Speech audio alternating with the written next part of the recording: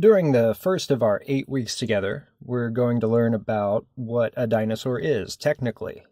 We start with sort of a layman's terms definition of dinosaurs. This definition reads, a dinosaur was a reptile or bird-like animal with an upright posture that spent most of its time on land. As we progress through the course, we will find this to be an insufficient definition, but it's a good place to start. Let's take this definition apart to help us visualize what it has to tell us. It really works as a sort of dichotomous key.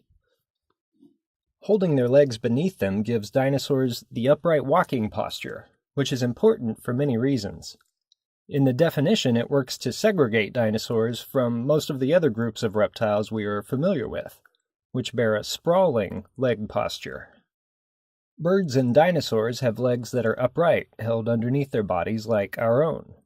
This is true whether the dinosaur is bipedal, meaning it walks on 2 legs, or quadrupedal, which is 4-legged.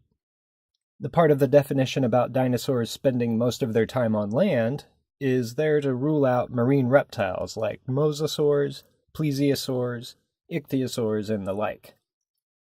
It is also to rule out the flying reptiles, or pterosaurs. Do not get the idea that dinosaurs were hydrophobic creatures incapable of swimming. They just did not live in the water. We will discover later that some dinosaurs may have grayed the area between dinosaurs and pterosaurs, too, by taking wing. But we'll save that for the end of the course. The technical method of defining organisms is called taxonomy. Defining organisms is done by sorting them by similarities and differences and then assigning similar organisms into groups defined by the shared traits of those organisms.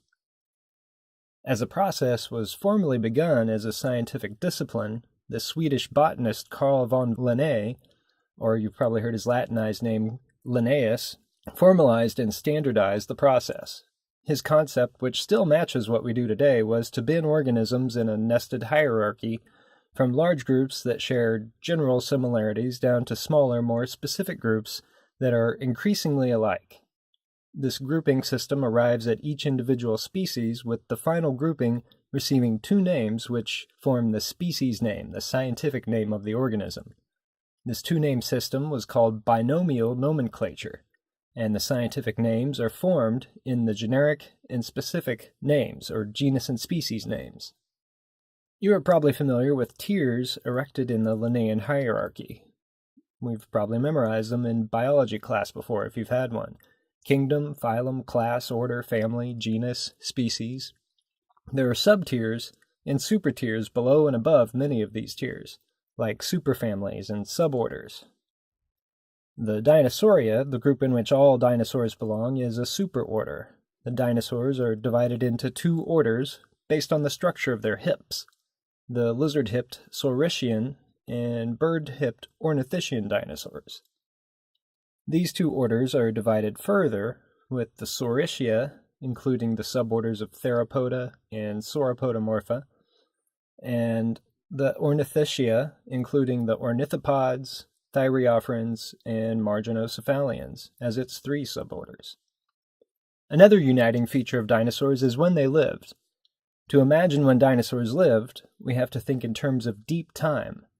Decades, centuries, millennia, these denominations of time are practically negligible in geologic terms.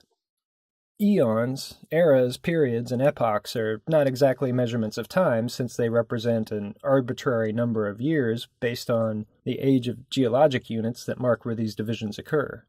Most of these units were defined before we could even apply an age to them. We will discuss next week when and how we began to learn the age of the Earth and could apply absolute ages to these geologic time units. The earliest dinosaur fossils are 228 million years old, from the late Triassic sediments of the Valley of the Moon in Argentina. This is where the earliest known dinosaurs like Eoraptor, Herrerasaurus, and Paisanosaurus come from. Over the course of 160 million years, new species of dinosaurs evolved and went extinct until finally, 65.5 million years ago, the last of them were suddenly wiped out. While they were here, dinosaurs managed to proliferate to every continent, including Antarctica. It is usually the largest species we think of when imagining dinosaurs, but they ranged in size greatly, from the size of birds to the size of many elephants combined. We obviously cannot weigh fully fleshed dinosaurs to find out how massive they were, but from their skeletons we can build models, and these models can have their volumes measured, and that volume can be multiplied by density to arrive at a theoretical mass for a given dinosaur. Classically, this was done using water displacement, measuring the volume of a scale model by dunking it in water and calculating how much water was displaced by the model. These days, we can use digital models and software to apply algorithms to these models and calculate the volume, among other things like surface area, center of mass, etc., all digitally. Specimens and models are increasingly scanned into digital environments using CT instruments and optical surface scanners like structured light and laser scanners. I personally do a lot of work like this sort of paleontology, so throughout the course I'll share 3D digital models of specimens to view online. Paleontology is a relatively young discipline as far as facets of natural science go. Paleontology draws heavily from geology and biology, but also applies theories and techniques from across the spectrum of science. What makes a discipline scientific is the manner in which it is pursued. Empirical methodology, or the scientific method, is the process that unites all the sciences. The scientific method helps us systematically find unbiased answers to questions. It helps us overcome human nature by dividing fact from opinion in the pursuit of unraveling the natural mechanics and history of the universe. Making observations, hypothesizing an explanation for those observations, collecting data, testing hypotheses with experimentation, drawing conclusions from the results of our experiments, and data collection. This is how we as a species have come to understand natural phenomena and make predictions based on this understanding. We perpetually formulate and test hypotheses, even in our everyday lives. The hypotheses we formulate and withstand repeated tests are validated, so we continue to optimize our understanding of the world around us with each round of experimentation.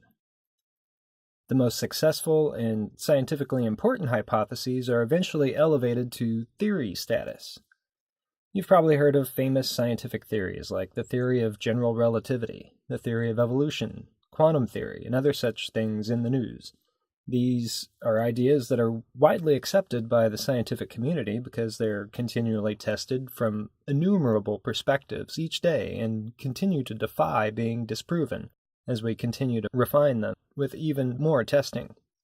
For example, quantum field theory is the basis for the Standard Model, which, in physics, defines at a subatomic level the composition and behaviors of atoms. Such formally elevated theories are not to be confused with the less formal, personally formed variety of theories, like the sort that could be interchanged with hunches.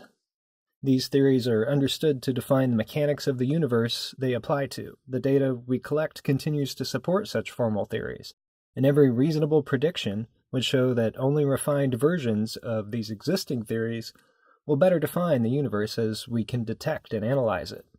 I cannot stress enough how cornerstone theories are as bricks in our proverbial wall of knowledge. The data we collect through observation and experimentation may be qualitative data, like verbal descriptions or illustrations, or it might be quantitative data, which can be represented and worked with as numerical values. If you think about it, though, there are ways to quantify most qualitative data.